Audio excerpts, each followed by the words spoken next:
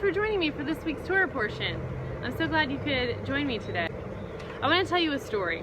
It's about Paul. His name actually was Saul, and then Yeshua revealed himself to Saul and changed his name to Paul. So Paul was very zealous for God. He loved God, and he persecuted the people who believed that Yeshua was the Messiah. When Yeshua revealed himself to Saul, then Paul was absolutely zealous for Yeshua. His life was transformed.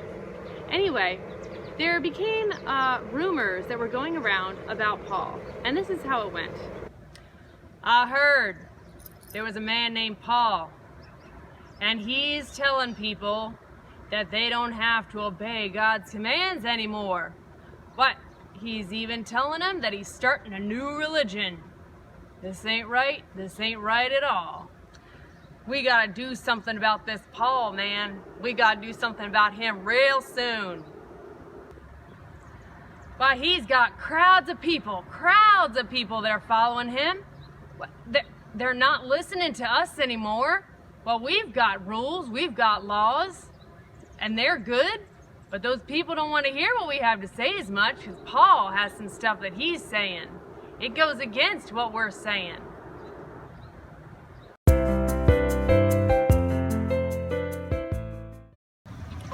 I am Paul.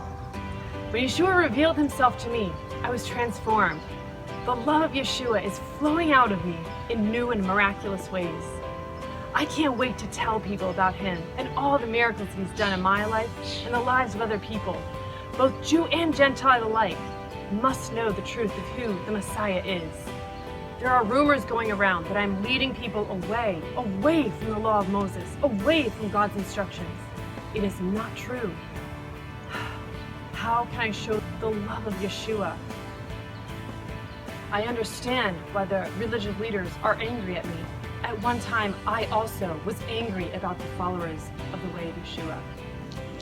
A dear friend of mine told me that they had a vision that when I go to Jerusalem, I will be arrested. It doesn't scare me. I'm willing to even go to death in order to share the love of Yeshua. When I did finally go to Jerusalem, they warned me that the leaders were looking to arrest me. They told me that lies that had been spoken, the rumors that were told, were spreading more and more. And they were saying that I was leading people away from the one true God. They were saying that I was leading people away from the law of God. I knew that wasn't true, but how could I show them? I had heard that there were 4 men who had taken the Nazirite vow. Good, godly men. At the end of their Nazirite vow, they were to go to the temple and they were to be cleansed. I was recommended to me that I should go with them to show that I do indeed love the Torah. I love the law of God. I went with the men. I paid for their sacrifices. I encouraged them. We prayed together. We had a wonderful time. They completed their Nazirite vow successfully, and what a blessing it was. Maybe now the religious leaders will see that I love the one true God, and I love Yeshua as well. Maybe now the message that I have will reach to both Jew and Gentile, high and low, man and woman, slave and free. Just like those 4 men who made the Nazirite vow and completed it, I have made a vow to my God. I will stand true to my God. I will tell the truth of who Yeshua is till the day that I die. The truth is so deep within me, I cannot hold it back. The truth will set you free. So you can read the whole story about Paul and how he tried to defend himself and how he lived for God. You can read all about his story in Acts, and specifically chapter 21. It talks about how he went with these 4 men who had taken on the vow of the Nazirite. And he was showing that he did indeed serve the same God and obey the same laws. That points us also back to this week's Torah portion.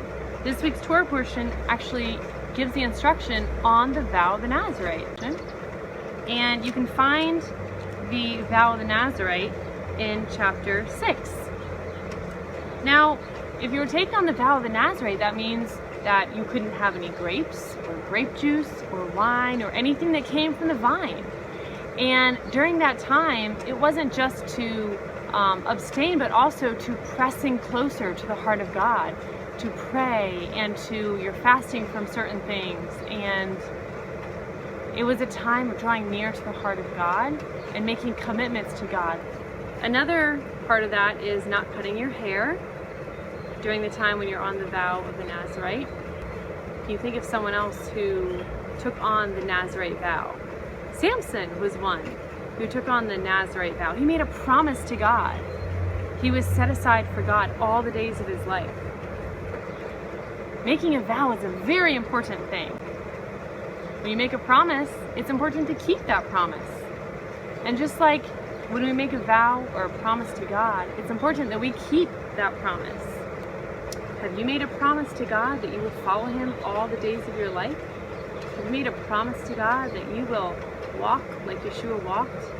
Will you follow Yeshua wherever he goes?